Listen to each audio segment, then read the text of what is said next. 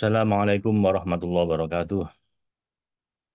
Ridhoillah wa li syafaati Rasulillah ala hadini ya kulli niyatin salihah summa ila hadratin nabiyil Mustafa Muhammad sallallahu alaihi wasallam wa ala alihi wa ashabihi wa dzurriyyatihi wa ahli baiti ajma'in summa ila hadratin jami'il anbiya'i wal mursalin wa syuhada'i was salihin summa ila hadratin jami'il malaikatil muqarrabin wal muwakkil malaikatil arsyil azim summa ila hadratin jami'il awliya'illah summa Abil Khusus Abdul Qadir Al-Jailani Qaddasallahu sirrah summa ila hadan jamil masyayikhina Abil Khusus Fadil Al-Jailani Qaddasallahu sirrah summa ila jamil wali walidina warhamhuma kama rabbayana shighara lahum al-fatihah a'udzu billahi minasyaitonir rajim bismillahirrahmanirrahim alhamdulillahi rabbil alamin arrahmanir rahim maliki yaumiddin iyyaka na'budu wa iyyaka nasta'in ihdinas siratal mustaqim siratal ladzina an'amta 'alaihim ghairil maghdubi 'alaihim waladdallin amin.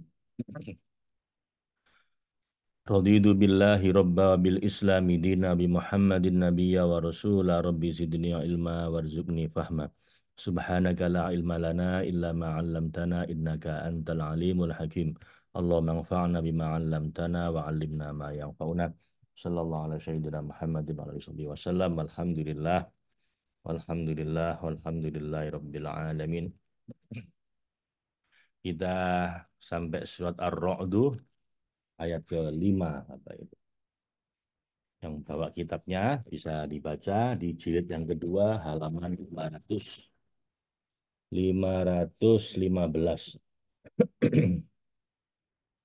A'udzu billahi minasyaitonir rajim. Bismillahirrahmanirrahim. Wa in ta'jab fa'ajabun qawluhum a idza kunna turaban a inna lafi khalqin jadid. Ulaika alladzina kafaru bi rabbihim wa ulaikal aghlalu fi a'naqihim wa ulaika ashabun nari hum fiha khalidun wa yasta'jilunaka bis-sayyi'ati qabla al-hasanati wa qad khalas min qablihimul mathulat wa inna rabbaka ladzu maghfiratin lin-nasi ala dzulmihim wa inna rabbaka lasyadidul iqab wa yaqulul ladzina kafaru laula unzila alaihi ayatun mir rabbih innama anta mungdiru wa likulli qaumin had Allahu ya'lamu ma tahmilu kullu untha wa ma taghidul arhamu wa ma tazdadu wa kullu syai'in indahu bimiqdar alimul ghaibi wasyahadatil kabirul muta'al sawa'un minkum man asarral qawla wa man jahara bihi wa man huwa mustakhfim bil laili wa saribun bin nahar lahu mu'aqibatum min baini yadayhi wa min khalfihi yaghfadunahu min amrillah innallaha la yughayyiru ma biqaumin hatta yughayyiru ma bi anfusihim wa idza aradallahu biqaumin su'an fala maraddalah wa ma lahum min dunihi min wal huwallazi yurikumul barqa khawfan wa tama'an wa yunshi'us sahabat thiqal wa yusabbihur ra'du bihamdihi wal malaikatu min khifatihi wa yursilus sawa'iqa fa yusibu biha man yasha'u wa hum yujadiluna fillah wa huwa syadidul mihal lahu da'watul haqq walladzina yad'una min dunihi la yasta'jibuna lahum bi syai'in illa kabasiti kaffaihi ilal ma'i liyablugha fahu wa ma huwa bibalighi wa ma du'aul kafirina illa fi dhalal walillahi yasjudu man fis samawati wal ardi taw'an wa karhaw wa dhilaluhum bil ghuduwi wal asol. Subhanallah alhamdulillah wa la ilaha illallah Allahu akbar. Subhanallah alhamdulillah wa la ilaha illallah Allahu akbar. Subhanallah alhamdulillah wa la ilaha illallah Allahu akbar. Shadaqallahul azim. Sadaqa rasuluhul karim ana ala dzalika minasyahidin. Hari terakhir kita dapat surat sajadah harusnya sujud ya kalau sesuatu sujud sahwi ya. Kemudian sujud sujud tilawah ya, sujud tilawah. Jadi karena kita tidak sang sholat ya kita cukup baca subhanallah alhamdulillah wala ilaha illallah Allahu akbar. Oke, Bapak Ibu kita bahas kita baca tafsirnya dari tafsir Al-Jailani ini dari surat Ar-Ra'd ayat 5. A'udzu billahi minasyaitonir rajim. Bismillahirrahmanirrahim. Wa in ta'jab, dan jika engkau heran wahai Rasul yang paling sempurna, wahai Rasulullah Muhammad sallallahu alaihi wasallam, Allahumma shalli wa sallim alaihi wa ala alihi.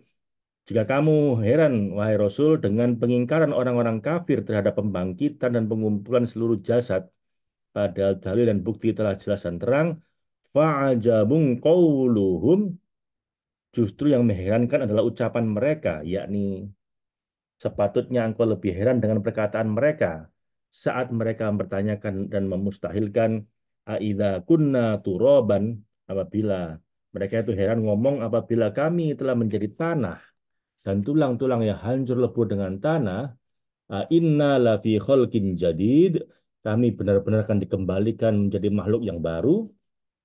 Itu nggak mungkin kami kembali utuh seperti sedia kala setelah kami menjadi hancur lebur. Ulaikal ladzina kafaru bi rabbihim. Mereka itulah yang terasing dan jauh dari jalan kebenaran. Mereka orang-orang yang kufur dari kepada Tuhan mereka dan menjadikan mereka ada dan menampakkan dari ketiadaan tanpa ada bahan dalam menciptakannya. Dia Tuhan yang memelihara mereka dengan bermacam cara, sedang untuk mengembalikan mereka lebih mudah dari menciptakan mereka. Wa ulaikal aghlalu fi a'naqihim, dan mereka itulah orang-orang yang sesat yang terbelenggu dengan rantai tabiat di kehidupan dunia dan jadilah dipasangkan belenggu di leher mereka nanti di akhirat selamanya. Wa ulaika ashabun nar hum fiha khalidun.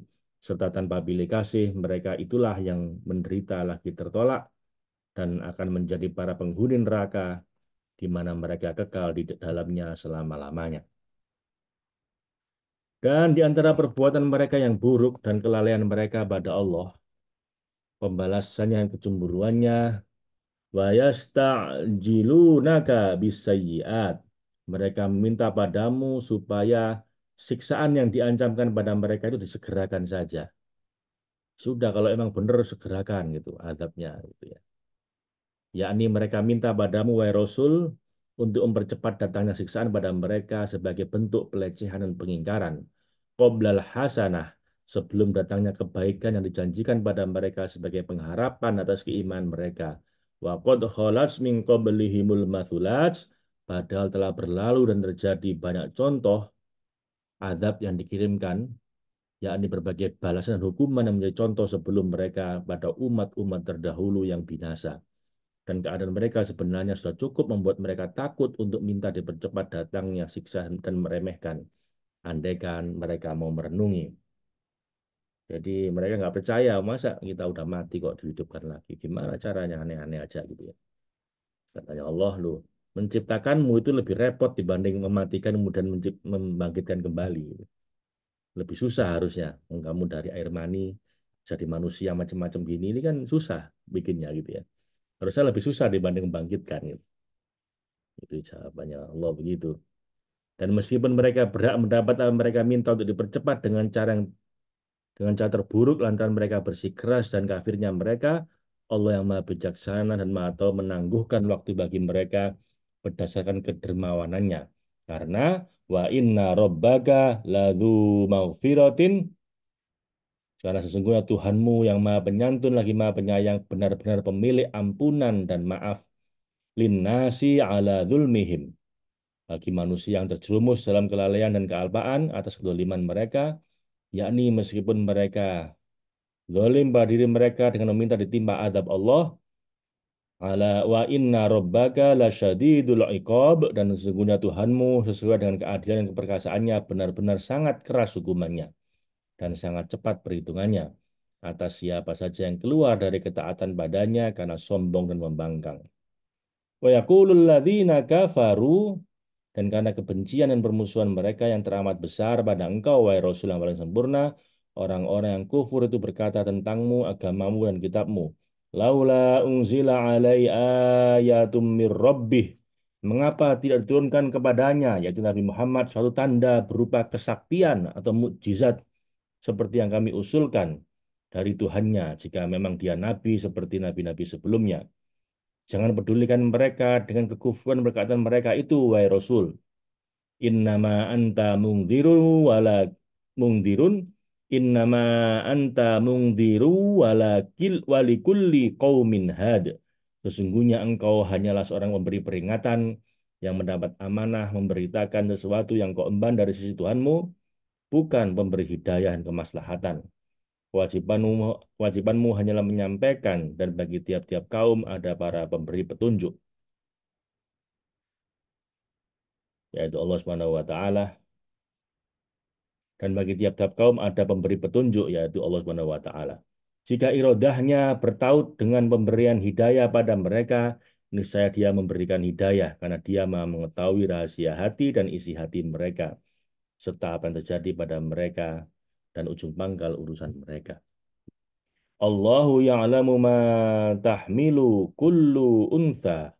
Allah mengetahui dengan ilmu khudurinya apa yang dikandung oleh setiap perempuan, seperti nutfah yang dimasukkan, wa ma taghidul arhamu wa ma tazdad, serta kandungan rahim yang kurang sempurna, yakni bila dibandingkan dengan yang sudah lebih sempurna, dan yang sudah bertambah pertumbuhan dan pembentukannya di dalam rahim itu. Wa kullu syai'in indahu bimiqdar, dan segala sesuatu pada sisi Allah ada ukurannya, yakni terjadinya segala sesuatu di sisinya tak lain sesuai dengan ukuran khusus dari bahan yang telah ditentukan dan dalam masa yang sudah ditetapkan, tanpa kurang dan tanpa lebih. Kejadian segala sesuatu dengan berbagai kualitas dan kuantitasnya hanya dapat diketahui oleh Allah dalam kegaibannya, karena dialah alimul ghaibi wasyahadatil kabirul muta'al. Dialah sang maha mengetahui semua hal ghaib yang tidak diketahui apa dan bagaimananya, dan semua hal yang nyata yang tidak kita ketahui batinnya. Bagaimana mungkin Allah tidak mengetahui segala hal yang ghaib maupun yang nyata, sedangkan dialah Sang Maha Besar lagi Maha Tinggi, Al-Kabirul Muta'al, yang tersucikan dalam sifat-sifatnya dari berbagai sifat dan kelaziman kedua alam, yaitu alam ghaib maupun alam nyata. Segala sesuatu dari kedua alam hanyalah bayangan dari sifat-sifat zatnya dan nama-nama terindahnya. Sawa'um minkum man asarrol qawla wa man jahara bihi. Sama saja bagi dia Allah yang Maha Suci dalam liputan hadirat ilmunya mengenai ihwal seluruh ciptaannya.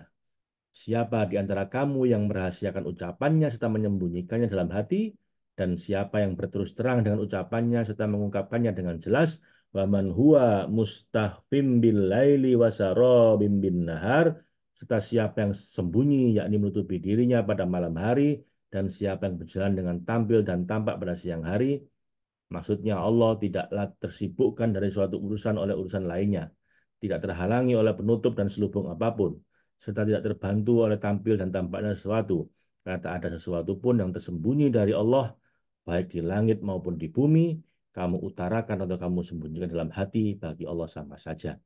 Karena lahu muaqibatum min baini yadaihi wa min khalfihi yahfadunahu.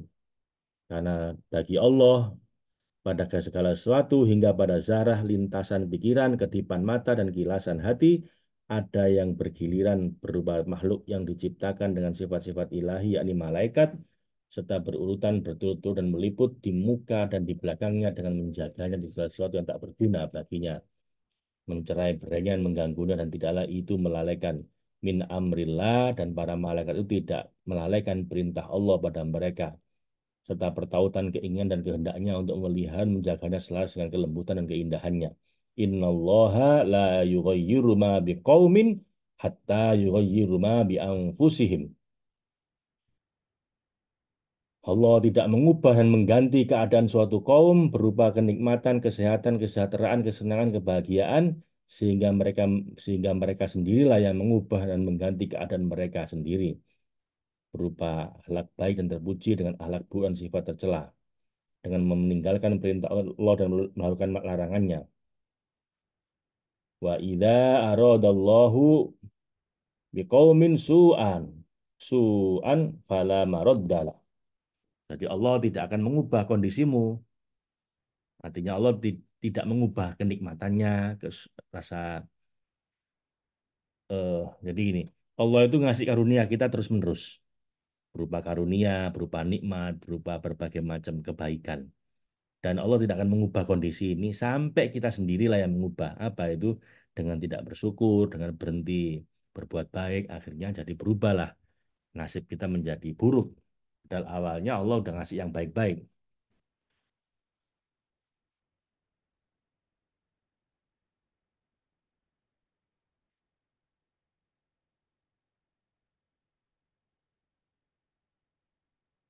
Dan pada akhirnya, apabila Allah yang maha melihat isi hati hamba-hambanya dan kesiapan mereka menghendaki keburukan terhadap suatu kaum yang timbul dari keburukan perangai mereka, wa idza aradallahu biqaumin su'am fala maraddalah, maka tidak ada yang dapat menolaknya, yakni tidak ada satupun yang dapat menolak kehendaknya.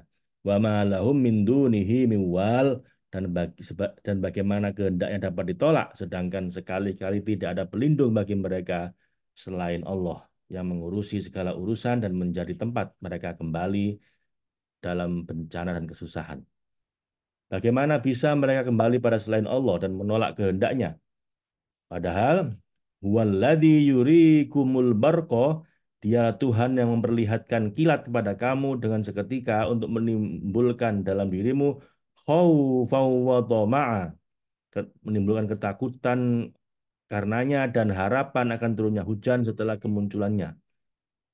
Wa yungshi'us wa yungshi'us sahabat thiqal, serta juga mengadakan dari uap air yang naik, awan yang bergulung-gulung dari uap menjadi berat mendung akibat banyaknya air. Dan ketika kilat diperlihatkan di awan, wa yusabbihur ra'du bihamdih, maka guruh yang terbentuk dari tumpukan uap air yang terperangkap di antara awan yang tebal bertasbih dengan memuji Allah, dengan mengirimkan para malaikat penghukum dan pembantunya untuk ditugasi padanya. Wal malaikatu min khifatih, dan demikian pula para malaikat bertasbih dengan memujinya karena takut padanya, yakni pada Allah, liputan kuasa serta keagungannya. Wa yursilus sawa'iqa, dan juga Allah melepaskan halilintar yang terbentuk dari uap dan asap yang terbakar oleh materi panas. Wa yusibu biha may yasha, lalu menimpakannya pada siapa yang dia kehendaki kebinasaan dan kematiannya sebagai balasan bagi mereka. Kilat yang menyambar itu. Wa huwa yujadiluna fillah. Sementara itu mereka karena begitu lemah serta tidak memiliki kuasa dan kekuatan, berbantah-bantahan dan sombong tentang ketauhidan Allah serta tentang apa yang dibawa oleh para rasul dari sisinya berupa berbagai perintah dan larangan yang berkaitan dengan kehidupan dunia dan akhirat. Wa huwa syadidul mihal, padahal karena kesempurnaan kuasanya, bentangannya, dominasinya yang menaklukkan dan keagungannya, dia maha keras siksanya serta maha berat pemberdayaan dan pembalasannya bagi orang-orang yang berbantah-bantahan dengannya dan mendustakan para rasulnya dengan kebatilan. Lahu da'watul haqq,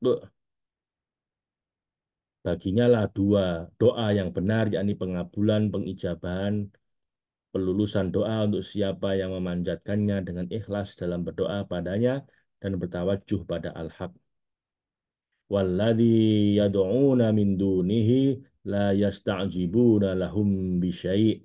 Sedangkan kaum musyrik yang menyembah selain Allah seperti berhala dan patung, sembahan-sembahan mereka itu tidak dapat memperkenankan sesuatu pun bagi mereka.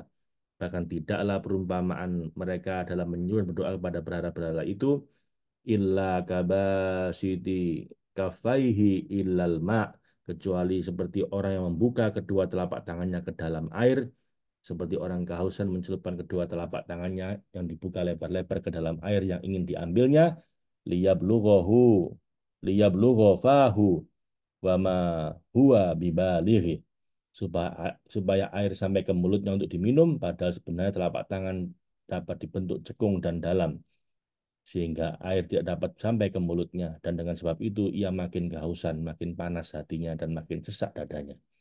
Demikianlah orang-orang musyrik yang menyembah berhala untuk mendapatkan pertolongan dari berhala itu mereka mereka mereka mereka akan kecewa karena berhala-berhala itu hanyalah benda mati yang sama sekali tidak memiliki kemampuan untuk berkomunikasi, apalagi mengabulkan doa. Wa ma du'aul kafirina illa fi dhalal.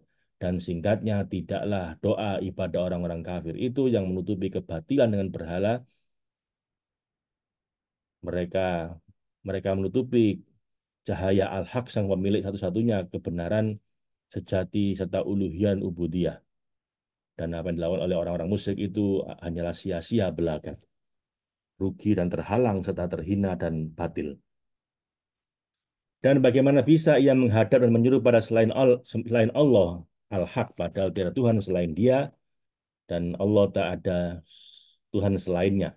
Karena walillahi yasjudu, hanya kepadanya lah, kepada Allah lah sang maha awal dan wujud, sang maha berdiri sendiri, bukan pada selainnya yang tak lain merupakan bayangan musnah.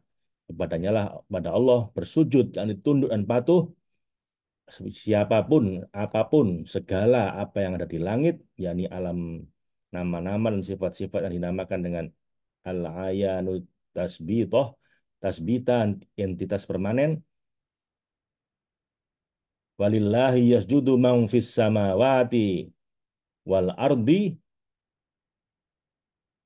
dan segala apa yang di bumi, yakni alam materi berupa bentuk dan raga yang merupakan pantulan dari nama-nama dan sifat-sifatnya, tau'an, baik dengan kemauan sendiri, yakni dengan taat dan sukarela atas pengetahuan dan pemahaman, wa karha, maupun yang terpaksa dengan tidak suka akibat kebingungan dan kesesatan, wa dhilaluhum, dan bersujud pula padanya bayang-bayang mereka, yakni berbagai kelaziman huwiyah mereka dengan segala turunannya, bil bil ghuduwi wal asol, pada waktu pagi, yakni di awal ketampakan serta kemunculan, dan pada waktu petang hari, yakni pada waktu kemusnahan dan kesirnaan.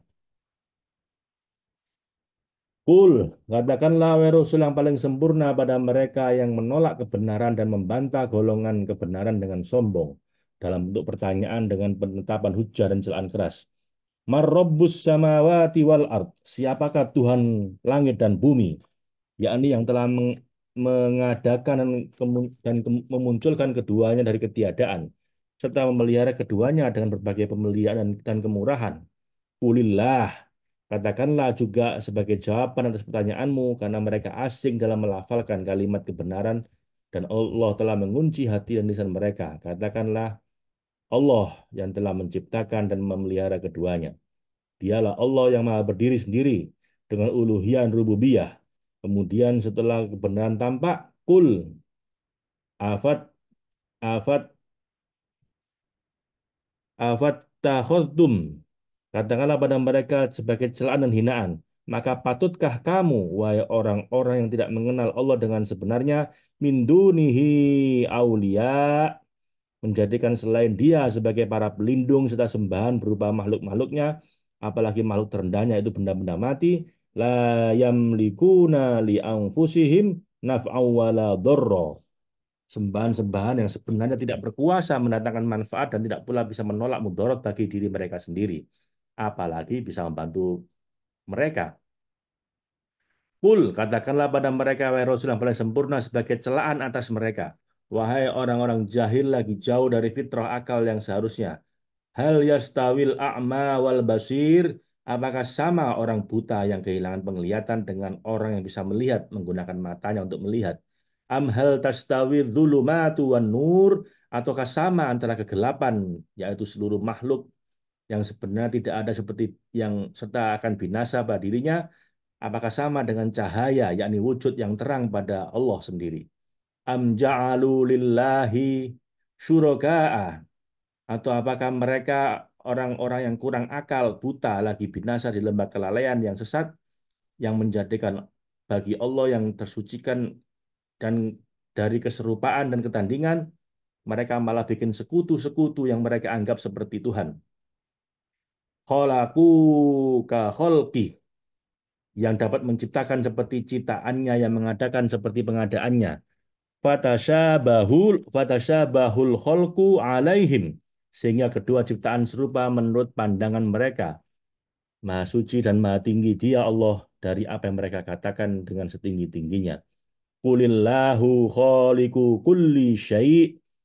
Katakanlah, sungguh Allah yang maha sempurna secara menyeluruh dan sang memelihara semua makhluk tanpa kecuali, dialah pencipta segala sesuatu, yakni yang menampakkan dan menjadikan segala sesuatu ada dengan kemandiriannya tanpa bantuan dan persekutuan siapapun.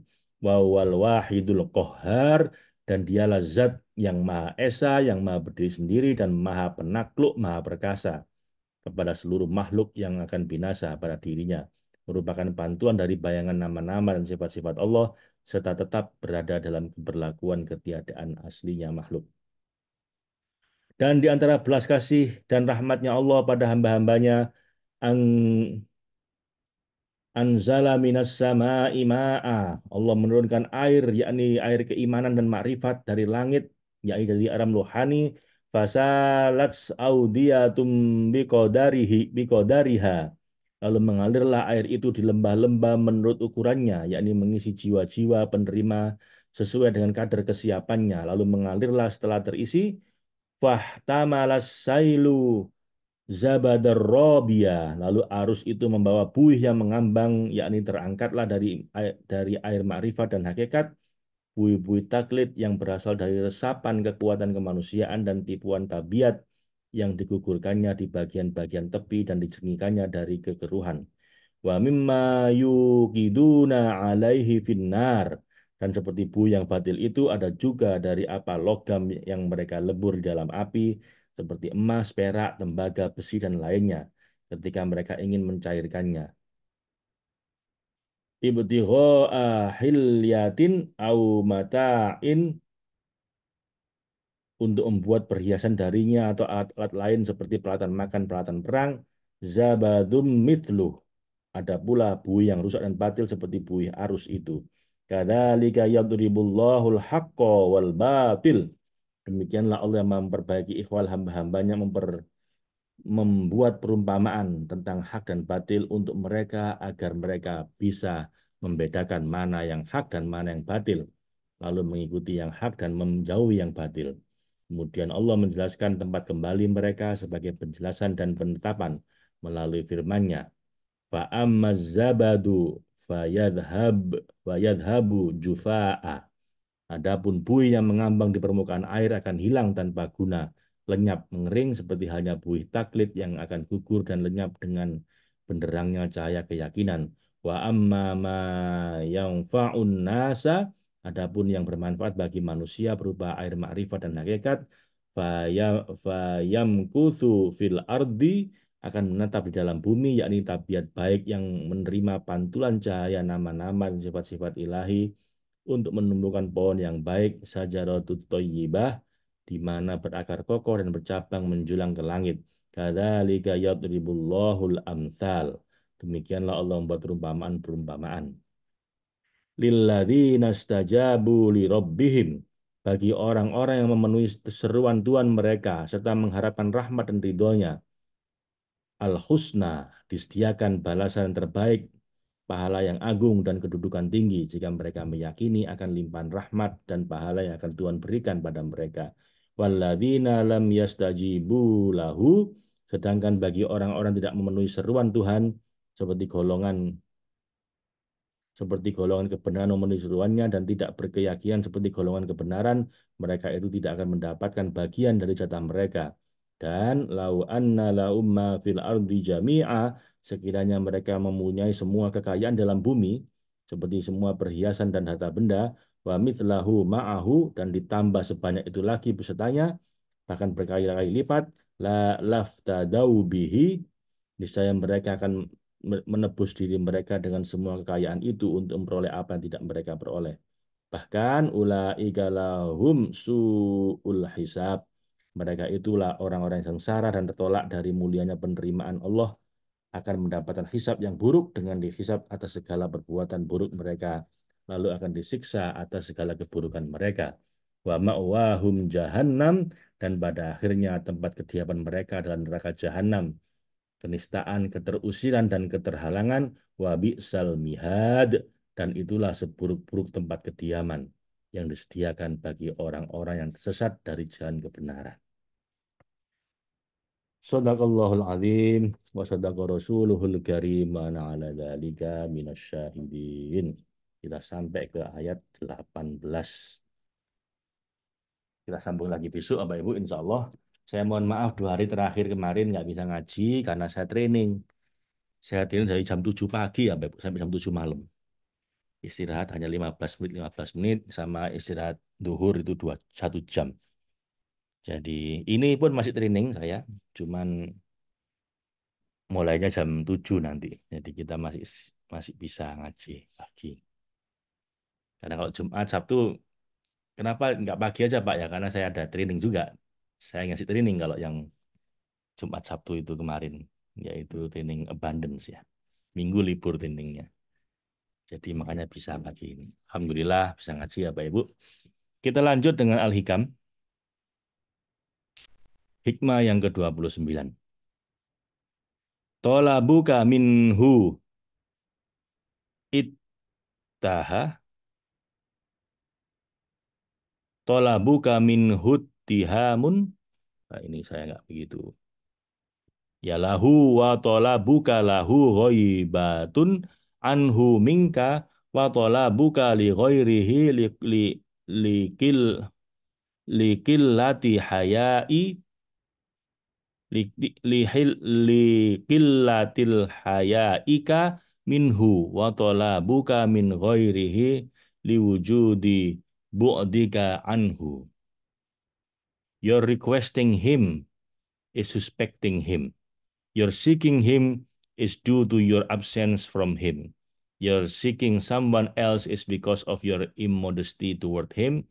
Your requesting someone else is on account of your distance from him. Permintaanmu pada Allah bisa bermakna kamu menuduhnya tidak memberi yang kamu butuhkan. Memintanya mendekat padamu berarti kamu memang merasa masih jauh darinya. Sedangkan mencari selainnya berarti tidak punya malu padanya. Dan meminta pada selainnya berarti engkau begitu jauh darinya. Nah ini Nuno atau Ilham menyampaikan beberapa paradoks ya. Kalau kita itu minta terus sama Allah, sebenarnya boleh sih kita berdoa. Cuman jangan sampai itu jadi doa yang seakan-akan kita itu merasa Tuhan nggak pernah ngasih.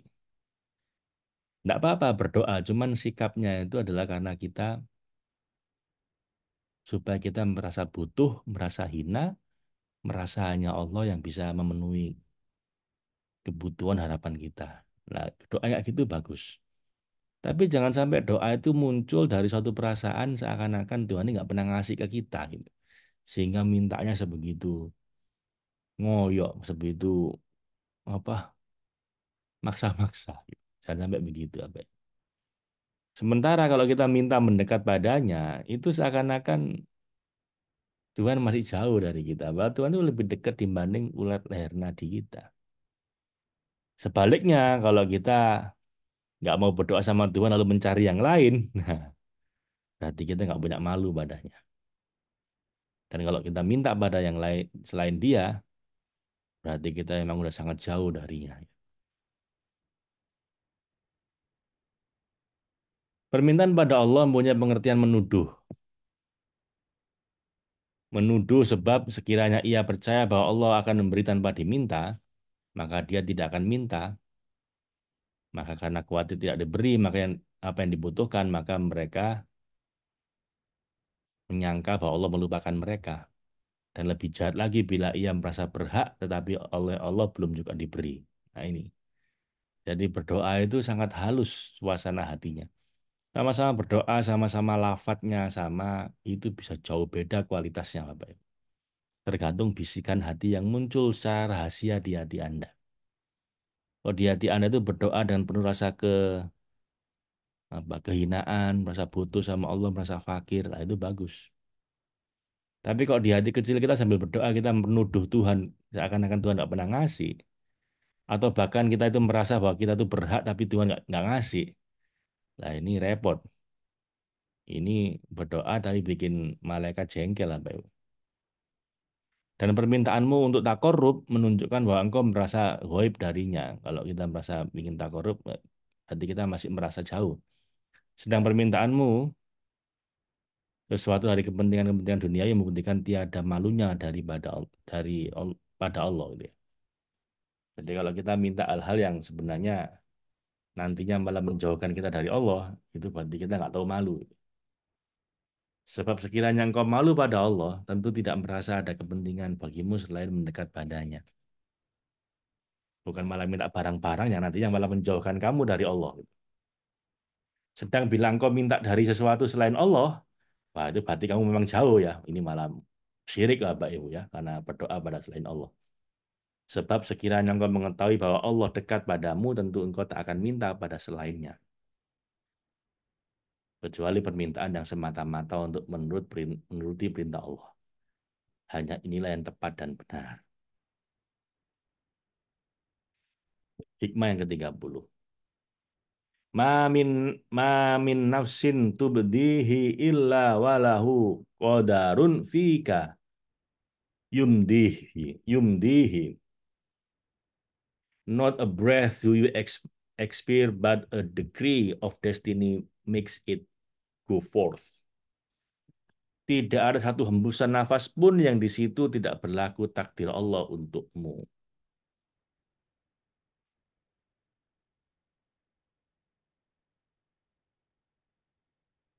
Jadi dalam tiap nafas kita akan masuk dalam dua kategori takdir, berupa kenikmatan dan kesusahan. Dan terserah kita dalam tiap dua kondisi takdir itu kita memilih taat atau maksiat. Jadi kita ini selalu nggak lepas, kalau nggak nikmat ya susah gitu kan. Itu pemberian Allah. Sedangkan kita bisa memilih taat atau maksiat. Don't get lost in your pain. Know that one day your pain will become your cure. Katanya Mona Rumi, jangan get lost, jangan putus asa, jangan kehilangan arah. Jangan sedih ketika kamu sedang dalam kondisi susah, dalam penderitaan. Pahamilah bahwa suatu hari nanti, semua kesusahanmu itu justru itulah yang akan menjadi penyembuhan buatmu. Seperti yang Anda mungkin tahu, Bapak Ibu, saya ini bertahun-tahun bahkan puluhan tahun ya, itu sohibul stres. Dari kecil bawaannya itu mudah stres, mudah sedih, mudah jarang gembira, suka itu nangis saya. Jadi ibu saya dulu bilang kamu ini nggak ada apa-apa pun nangis, zaman masih kecil. Dan sampai kakak saya itu bilang kamu sohibul stres. Oh, isinya kok stres terus. Di psikologi saya dibilang teman saya kamu itu manik depresif. Jadi cenderung depresi. Sampai 6 tahun kuliah psikologi pun masih begitu, Bapak Ibu. Ilmunya tambah banyak, tapi entah bagaimana ilmunya itu nggak membuat saya jadi lebih bahagia. Tetap aja mudah stres. Lulus psikologi masih begitu. Saya menemukan safe, itu pun kadang-kadang masih muncul rasa sedihnya, rasa depresinya itu. Tapi di kemudian hari saya tahu bahwa itu semua supaya saya bisa merasakan, mengalami sendiri apa yang menjadi penderitaan banyak orang. Karena saya tahu di kemudian hari bahwa di Indonesia ini, bahkan di seluruh dunia ya, kira-kira 15% sampai 30% orang gangguan jiwa, Pak. Sepertiga loh. Bahkan ada yang bilang 40%. Jadi kalau Indonesia ada katakan 300 juta, ya itu 15%-nya 40 juta, Pak. Kalau 30% berarti 80 juta orang yang kondisi punya masalah psikologis. Yang dari ringan sampai yang berat. Ringan ya sekedar nggak bisa tidur, kemudian ya mudah sedih gitu. Sampai yang berat ya sampai depresi, sampai putus asa, sampai bunuh diri. Itu kira-kira 40-80 juta orang. Nah, mungkin saya memang diperintahkan sama Allah untuk merasakan sendiri bagaimana rasanya penderitaan batin itu. Seperti apa rasanya orang depresi itu, orang stres itu. Supaya apa? Supaya saya bisa mencarikan solusinya. Dan alhamdulillah sekarang setelah jatuh bangun, jungkir balik itu, akhirnya menemukan cara yang gampang, yang mudah, yang bisa mandiri untuk menghilangkan stres. Ya chef ini apa? Jadilah ini panggilan hidup saya gitu. 18 tahun terakhir. Jadilah ini menjadi yang awalnya my mess become my message. Sesuatu yang awalnya bikin saya berantakan, sekarang bisa menjadi apa pesan saya atau hal yang bisa saya gunakan untuk membantu banyak orang. Jadi jangan sedih kata Maulana Rumi. Kesusahanmu, penderitaanmu itu yang sekarang kamu keluhkan itu suatu hari nanti justru menjadi obat bagimu gitu. Your mess become your message. Your problems become your profit gitu. Jadi ya Bapak Ibu jangan susah ya. Tidak apa-apa dijalani aja semua. Insya Allah pasti baik. Pada akhirnya pasti ada hikmahnya.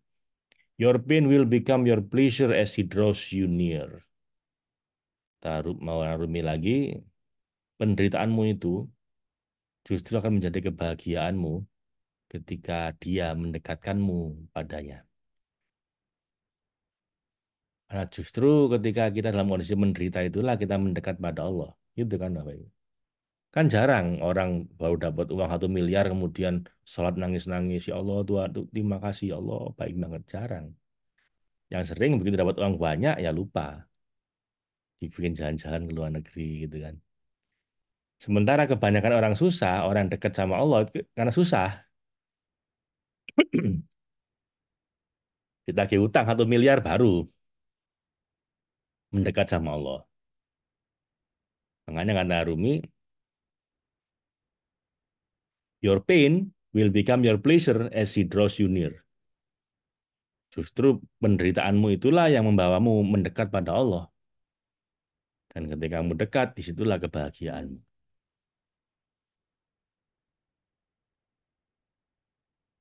Ini selesai hikmah yang ke-28, Bapak Ibu. Kita lanjut ke hikmah yang berikutnya ya, 29.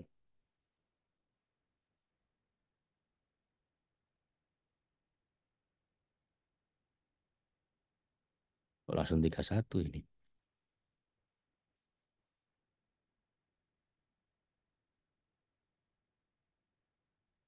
Oh, sorry. Sudah tadi hikmah ke-30 ya. Sekarang hikmah yang ke-31.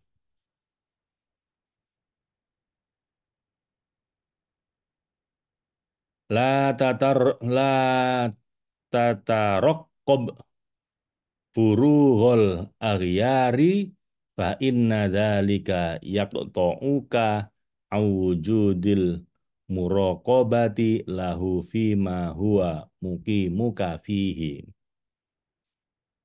Do not look forward to being free of authorities, for that is indeed what cuts you off from vigilant attention to him in that very state he has assigned to you. Jangan menanti hilangnya segala perintah untuk lebih mendekat pada Allah, sebab itu akan membuatmu tidak menunaikan kewajiban yang telah ditetapkannya padamu. Jadi ya Bapak Ibu, jangan hanya Anda gara-gara merasa ada banyak rintangan, lalu Anda tidak berusaha mendekat sama Allah. Gimana ya Allah, saya lagi sibuk, urusan kerjaan nggak habis-habis. Gimana ya Allah, saya ini lagi punya utang banyak, jadi saya stres. Akhirnya saya males sholat. Nah, gimana saya ini harus cari uang habis-habisan. Jadi kalau siang itu lapar, makanya saya nggak mau puasa misalnya gitu. Jadi jangan menanti hilangnya segala perintah, segala perintang untuk lebih dekat pada Allah. Karena nggak pernah terjadi ya Bapak Ibu, kita nggak ada rintangan sama sekali. Selama masih hidup ya ada aja nanti. Nanti rintang yang paling utama yang bagi banyak orang itu uang. Karena nggak punya uang maksudnya. Akhirnya merintangi dia untuk ibadah. Nanti banyak uang, ada lagi masalah yang lain. Sibuk ngurusi uangnya. Nanti uangnya sudah oke, rumah tangganya bermasalah. Rumah tangganya oke, sakit. Sakitnya udah sembuh, stres. Jadi kalau nunggu nunggu hilangnya rintangan nggak bakal selesai, Bapak Ibu. Sepanjang di dunia terus saja ada rintangan yang silih datang berganti gitu ya. Jadi jangan nunggu itu hilang untuk mendekat pada Allah. Karena itu akan membuat kita dolim, tidak menunaikan kewajiban kita. Jadi Abdullah bin Umar radhiyallahu anhu berkata, jika engkau berada di waktu senja, jangan menunggu tibanya pagi. Demikian pula jika engkau ada di waktu pagi, jangan menunggu sore. Pergunakan kesempatan di waktu muda, sehat, kuat, kaya untuk menghadapi masa tua, sakit, lemah, dan miskin. Be here now ya. Jangan nunggu apapun, jangan berharap di suatu tempat apapun. Be here di sini. Ya sudah, saya sedang di Bekasi. Nggak usah kepikiran, waduh ini kalau lagi di Charles River, sampingnya Harvard itu, wah enak ini, kayaking. Nggak usah, wong deket Kalimalang kok pakai mikir Charles River. Nikmati Kalimalangnya gitu. Gitu juga misalnya nanti saya di San Diego. Saya lebaran di sana, takbiran saya sampai di sana. Nanti misalnya saya lagi di San Diego, Idul Fitri. Nggak usah mikir, waduh ini kok di rumah enak ketemu anak istri, bisa lebaran sama keluarga. Nggak usah, wong kondisinya di San Diego kok. Ya dinikmati yang di sana apa? Komunitas Muslim di sana bagaimana? Dinikmati. Idul Fitri di negaranya orang seperti apa? Itu. Jadi be here. Dimanapun Anda berada, hadirlah di situ. Jangan kepikiran tempat lain. Now, di sini, saat ini. Artinya apa? Nggak usah kepikiran kemarin atau besok. Wah enak ya kemarin. Kayaknya puasa tahun lalu lebih enak dibanding tahun ini. Oh, udah berlalu, nggak usah. Jangan puasa, wah ini lagi puasa. Coba sekarang udah lebaran enak. Lebaran masih 2 minggu lagi, lama ya lah kan. Saya habis nggak saya hitung. Ini puasa udah hari keberapa nggak saya nggak tahu. Nggak saya hitungin. Saya jalani aja udah. Dan di sini saat ini, akhirnya apa ya? Malah berlalu dengan cepat. Saya merasa kok cepat banget ya puasa ini udah hampir 2 minggu aja. Kayaknya baru kemarin. Karena apapun yang saya lakukan, saya berusaha untuk fokus di saat ini. Nggak usah mikir nanti bagaimana. Ini saya mau berangkat ke luar negeri. Banyak orang itu belum berangkat, udah kepikiran, wah nanti di sana nanti bagaimana. Ada yang kepikiran stres, nanti gimana atau kalau gini gini gini gini stres. Ada yang kepikiran dengan senang, wah nanti enak nih sampai di sana begini, nanti begini, nanti saya mau gini sudah usah. Itu nanti begitu sampai sana aja dijalani. Sekarang, ya sekarang, fokus sekarang gitu loh, Bapak Ibu. Jadi itu kuncinya untuk bahagia. Be here now. Nggak usah nunggu sore ketika masih pagi, jangan nunggu pagi ketika masih sore. Sal bin Abdullah At-Tustari berkata, jika tiba waktu malam, maka jangan mengharap tibanya siang hari, sehingga engkau menunaikan hak Allah pada malam itu, dan menjaga benar-benar hawa nafsumu. Demikian pula bila engkau berada pada pagi hari, jangan mengharap tibanya malam. Fokus di saat ini, dan lakukan yang terbaik yang bisa Anda lakukan. Nikmati senikmat-nikmatnya dengan cara yang baik. Hari ini dan di sini. Ya.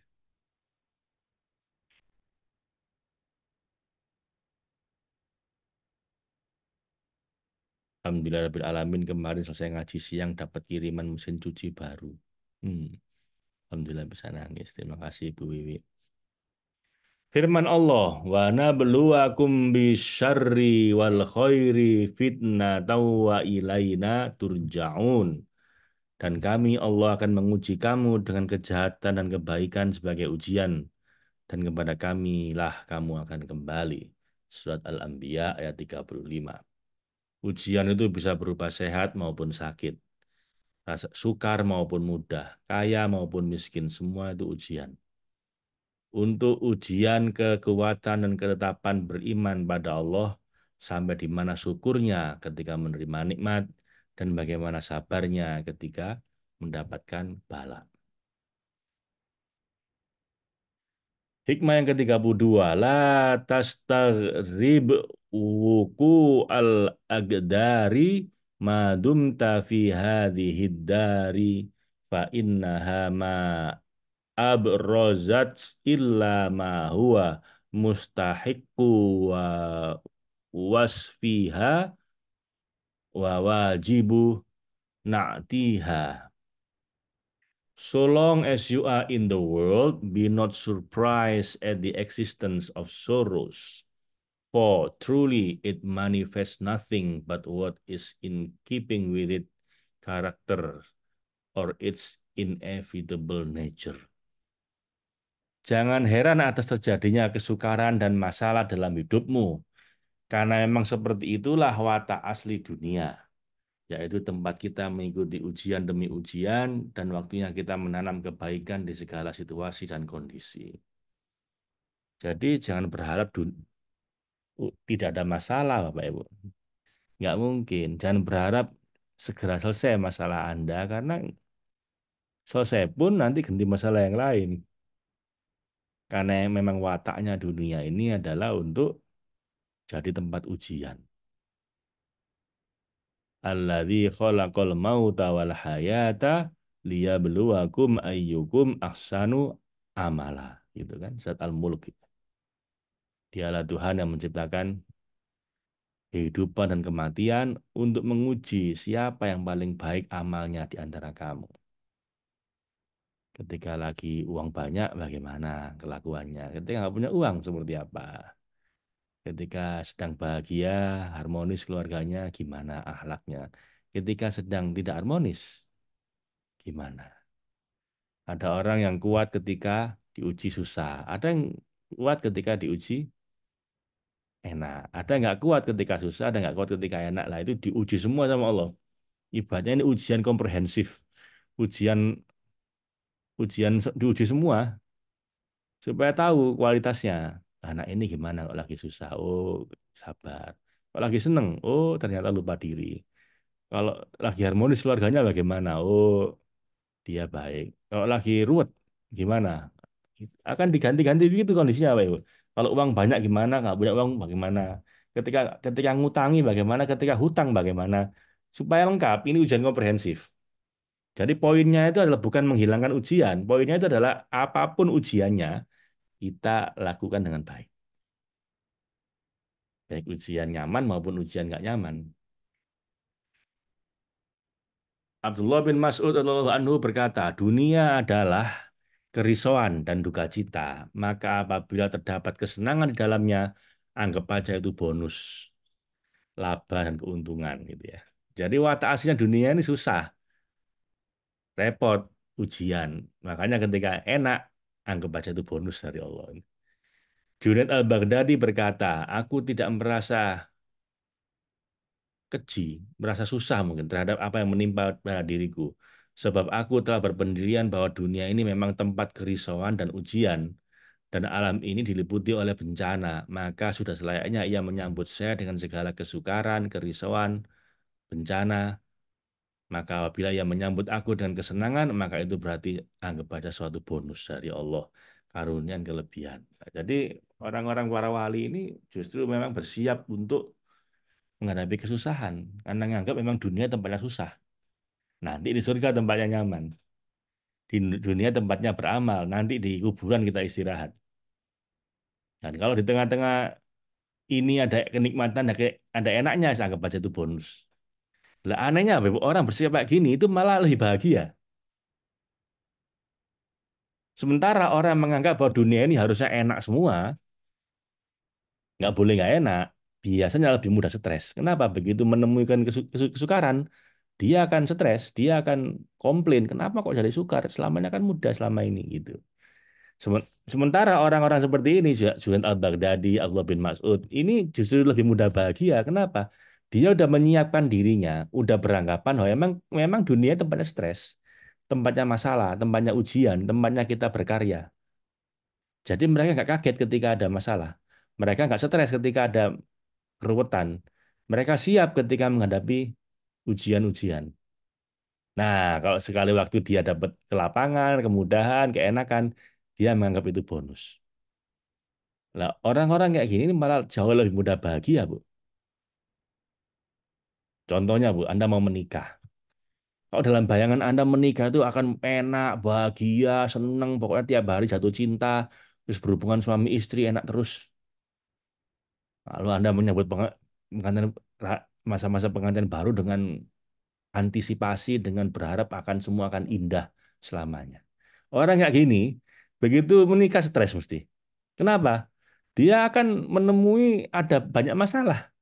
Ngomong salah paham, seleranya tiba-tiba beda, cara ngatur keuangannya beda, seleranya beda, personality beda, akhirnya bingung. Kok jadi susah sekarang ya? Kan saya berharap menikah itu untuk bahagia lah, kok sekarang apa susah? Akhirnya apa? Menderita dia. Nah, dia mengantisipasi kenyamanan gitu. Sementara orang niatnya nikah itu ibadah, wis niat saya niat saya nikah, saya niatkan untuk ibadah. Jadi saya nggak berharap aneh-aneh, saya hanya akan melayani pasangan saya sebagai jalan cinta saya menuju Allah. Saya akan siap nanti kalau misalnya ada kesalahpahaman, ada ketidaknyamanan, ada marah, berantem dan lain-lain, saya udah siap. Karena emang normalnya orang menikah itu ya awal-awal susah. Bahkan nggak hanya awal-awal, bisa bisa banyak bertahun-tahun susah. Ada masalah keuangan, nanti juga ngurusi anak, ngurusi bayi, belum salah paham macam-macam. Jadi saya udah siap lah kalau misalnya nanti susah. Lah orang siap susah kayak begini nih, itu justru bisa lebih mudah bahagia. Karena begitu dia menemukan ada kenikmatan kecil aja di situ, dia akan bersyukur sekali.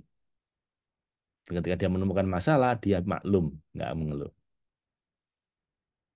Ya, Bapak Ibu, jadi harus siap nggak nyaman gitu ya hidup ini. Rasulullah SAW berkata kepada Abdullah bin Abbas, Abdullah bin Abbas itu sepupunya Rasulullah, Bapak Ibu. Dan ketika Rasulullah udah mau wafat, beliau baru lahir. Jadi beliau Nabi wafat, beliau masih remaja, Abdullah bin Abbas ini. Jika engkau dapat beramal karena Allah dengan rela dan keyakinan, maka laksanakanlah. Jika tidak dapat, maka bersabarlah. Maka sesungguhnya sabar menghadapi kesukaran itu sesuatu keuntungan yang besar. Umar bin Khattab radhiyallahu anhu berkata pada seseorang yang dinasehatinya, jika engkau sabar, maka hukum Allah tetap berjalan dan engkau mendapat pahala. Tapi jika engkau tidak sabar, hukum Allah pun tetap berjalan. Cuman engkau akan berdosa. Jadi sabar, nggak sabar, tetap aja Allah akan ngasih, akan menjalankan takdirnya gitu ya. Kamu akan tetap aja kena. Kamu sabar, nggak sabar. Cuman bedanya kalau sabar, kamu jadi lebih nyaman, dapat pahala. Kalau nggak sabar, tetap terjadi susahnya. Cuman kamu nggak dapat pahala. Dan tambah menderita. Saya punya, saya ada buku judulnya The Happiness Paradox. In essence, the paradox of happiness states that if you strive for happiness by direct means, you end up less happy. Ini. Jadi paradoksnya kebahagiaan itu adalah semakin kamu mengejar kebahagiaan, kamu semakin nggak bahagia nanti. Dibanding then if you forget about happiness and focus on other goals. Dibanding kamu lupakan tentang kebahagiaan, Anda fokus saja pada hal-hal bermakna, berharga yang sedang Anda kejar. Nanti justru di sepanjang jalan dapat bahagia, karena hidupnya bermakna. Saya sekarang fokus saya ngejar bagaimana ngasih manfaat buat orang lain. Melahirkan 5 juta shifter, gimana bisa bantu orang-orang untuk healing. Ya, fokus di situ aja, sebagai jalan cinta saya menuju Allah. Nah, ketika fokus di situ, malah banyak kebahagiaan yang muncul di sepanjang jalan. Sebagai produk sampingan, sebagai byproduct, hasil sampingan. Jauh lebih bahagia begini dibanding saya fokus mencari kebahagiaan saya. Saya pokoknya hidup ingin bahagia, saya nggak mau nggak bahagia. Begitu Anda fokus ke situ, semakin nggak bahagia. Jelas ya Pak Ibu ya. Makin siap susah, makin mudah bahagia. Makin kepingin bahagia, makin mudah menderita. Anda boleh Boleh screenshot ini apa Bu? Jadikan quote Anda ya. Karena ada aja yang orang-orang ngomong sama saya, Pak, boleh nggak saya kutip apa materi tadi jadi quote saya tampilkan di medsos saya, Pak. Saya jadikan topik ceramah saya bilang silahkan kalau saya pakai izin apa-apa. Makin siap susah, makin mudah bahagia. Makin kepingin bahagia, makin mudah menderita. Nah, itu namanya paradox of happiness. Hikmah ke-33 kita baca besok insya Allah Bapak Ibu. Oh sekalian ya, biar tuntas. Walaupun udah setengah jam ini. Ma tawaqqafa madlabun anta talibuhu bi rabbika wa ma tayassara madlabun anta talibuhu bi nafsik. No search pursued with the help of your Lord remains at a standstill, but any search pursued by yourself will not be fruitful. Tidak akan macet usaha yang kau sandarkan pada Allah, dan tidak akan lancar usaha yang kau sandarkan pada kekuatan dirimu sendiri. Jadi banyak ajaran hikam ini agak counterintuitif, agak berlawanan dengan ajarannya para motivator. Saya sedang belajar dengan seorang motivator. 3 hari ini topiknya millionaire mind, di mana mindsetnya para milioner US dollar ya, jadi puluhan miliar kalau di Indonesia. Mindsetnya seperti apa? Lah itu banyak yang pakai cara-cara semua tergantung Anda gitu kan. Di sini sebaliknya, Bu. Kalau Anda sandarkan pada kekuatan dirimu sendiri, nggak akan lancar. Sandarkan pada Allah, malah lancar. Nah, ini makanya Anda ketika belajar pada apa ya dunia Barat atau ke timur juga ke India itu saringannya harus kuat, harus ngerti, nggak ditelan mentah-mentah. Untung saya sudah terbiasa sejak puluhan tahun yang lalu, jadi saya ambil baiknya, saya maklumi kurangnya. Karena banyak ajaran mereka ini nggak sesuai ya, Pak Ibu, dengan akidah kita, dengan yang kita yakini. Makanya harus pintar-pintar menyaring. Tapi juga ada banyak manfaatnya. Ngasih kita masukan-masukan yang berharga gitu. Jadi ya Pak Ibu, sandarkan semuanya sama Allah, tapi berusahalah ikhtiarlah dengan habis-habisan. Tapi pada akhirnya sandarkan pada Allah. Oke, sampai ketemu besok Bapak Ibu, insya Allah. Assalamualaikum warahmatullahi wabarakatuh. Allahumma arhamna bil Qur'an waj'alhu lana imama wa nura wa huda wa rahmah. Allahumma dzakirna minhu ma nasina wa 'allimna minhu ma jahilna warzuqna tilawatahu ana al-laili wa adrafan nahar waj'alhu lana hujjatan ya rabbal alamin. Assalamualaikum warahmatullahi wabarakatuh.